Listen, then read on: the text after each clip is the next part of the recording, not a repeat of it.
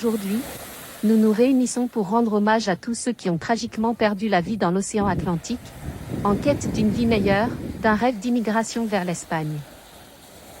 Leur espoir de trouver des opportunités, de fuir des situations précaires et de saisir un avenir prometteur a été tragiquement interrompu. Chaque nom, chaque histoire, chaque rêve emporté par les vagues mérite notre souvenir et notre respect. Nous pleurons la perte de ces vies précieuses, de ces frères et sœurs, fils et filles, amis et camarades, dont l'absence laisse un vide immense dans le cœur de leurs proches. Ces disparitions nous rappellent la nécessité urgente de rechercher des solutions durables et humaines aux défis de l'immigration. Que leur mémoire vive en nous et nous inspire à œuvrer pour un monde où chacun peut trouver sa place sans braver les périls des océans.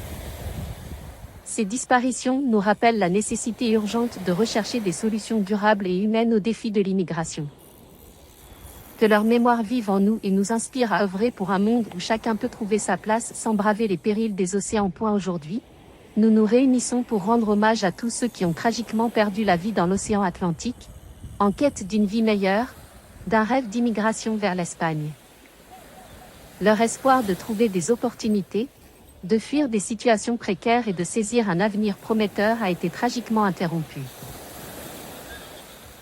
Chaque nom, chaque histoire, chaque rêve emporté par les vagues mérite notre souvenir et notre respect. Nous pleurons la perte de ces vies précieuses, de ces frères et sœurs, fils et filles, amis et camarades, dont l'absence laisse un vide immense dans le cœur de leurs proches. Avant l'officialisation de son départ, Aliou Cissé a partagé sa réaction à chaud avec le président de la Fédération sénégalaise de football, FSF. C'est désormais officiel. Aliou Cissé n'est plus à la tête de l'équipe nationale du Sénégal. Le ministère des Sports a décidé de ne pas prolonger le contrat du technicien, arrivé à échéance le 31 août dernier. Après 9 ans et demi à la barre des Lions, Cissé avait été informé de cette décision avant la réunion d'urgence tenue mardi par le comité de la FSF, soit la veille de l'officialisation de la nouvelle, tombée ce mercredi. Selon le média DS Sports, repris par Sénégo, c'est Augustin Senghor, président de la FSF et soutien de longue date de Cissé, qui l'a personnellement informé de la décision. Fidèle à son attitude exemplaire, Cissé a accepté la nouvelle avec philosophie, hauteur et grandeur. Il aurait souligné que l'intérêt du Sénégal devait toujours passer avant celui des individus et que les autorités avaient agi dans ce sens. Libre de tout engagement, Aliou Cissé pourrait prochainement rebondir en prenant les commandes d'un autre club ou sélection, à moins qu'il n'opte pour une période sabbatique. En attendant, un staff intérimaire sera chargé de préparer les Lions pour les 3e et 4e journées des éliminatoires de la CAN 2025. Le Sénégal affrontera le Malawi dans une double confrontation, le 11 octobre au stade Maître Abdoulaye Wade de Diamniadio, et le 15 octobre au Bangui National Stadium à Depuis l'annonce Lilongwe. du départ d'Aliou Cissé, le poste de sélectionneur de l'équipe nationale du Sénégal est désormais vacant. Après 9 ans et demi de service, Aliou Cissé a officiellement quitté ses fonctions d'entraîneur des Lions du Sénégal, comme l'a annoncé la Fédération sénégalaise de football, FSF, ce mercredi. La FSF a également indiqué qu'un staff intérimaire sera rapidement mis en place en vue des 2 rencontres prévues contre le Malawi les 11 et 15 octobre, dans le cadre des qualifications pour la CAN 2025.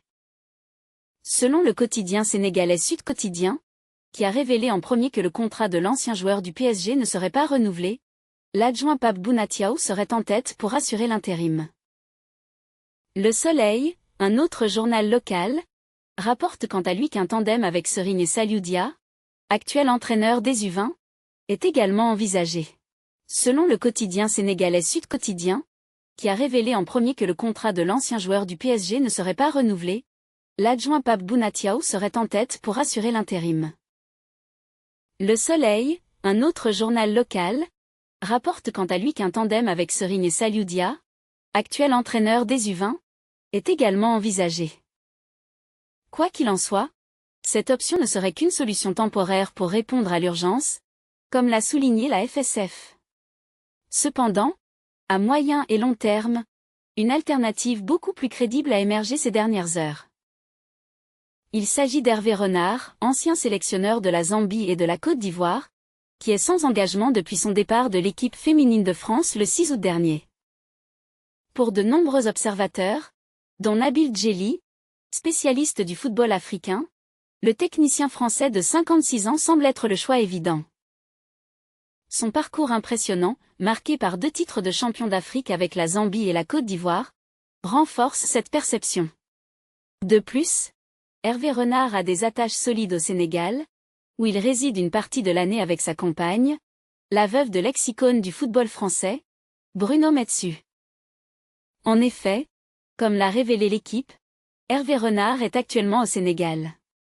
Il a d'ailleurs réaffirmé son désir de prendre en charge une équipe nationale en priorité. Et j'espère qu'elle aura encore la possibilité de se qualifier pour la Coupe du Monde, a-t-il précisé. Cela tombe bien. Les Lions occupent actuellement la 2e place de leur groupe de qualification après 4 journées, à 2 points du Soudan, le leader, et sont en bonne position pour accéder au tournoi intermédiaire menant au barrage du Mondial 2026.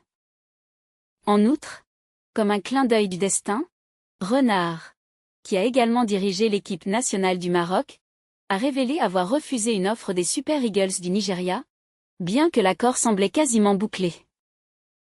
J'ai failli rejoindre le Nigeria. J'ai pris le temps de peser le pour et le contre pendant quelques jours, voire quelques semaines, avant de refuser. C'était la meilleure offre que j'ai reçue jusqu'à présent, mais le reste ne me convenait pas.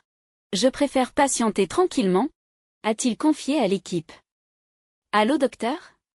Parmi les noms pressentis pour succéder à Aliou Cissé à la tête de l'équipe nationale du Sénégal, Omar Daf, 47 ans et actuel entraîneur de l'Amiens SC, fait figure de candidat potentiel. Pourtant, il reste discret à ce sujet, malgré l'approche de la fin de son contrat avec le club. Alors qu'Amiens SC doit affronter le FC Metz ce samedi pour la 8e journée de Ligue 2, Omar Daf a tenu sa conférence de presse d'avant-match. Lors de cette rencontre avec les journalistes, ces derniers ont tenté de l'interroger sur sa possible candidature pour le poste de sélectionneur du Sénégal. Selon le site 11 HDF, Omar Daf a refusé de répondre et a préféré quitter la salle. Cette réaction n'est pas surprenante.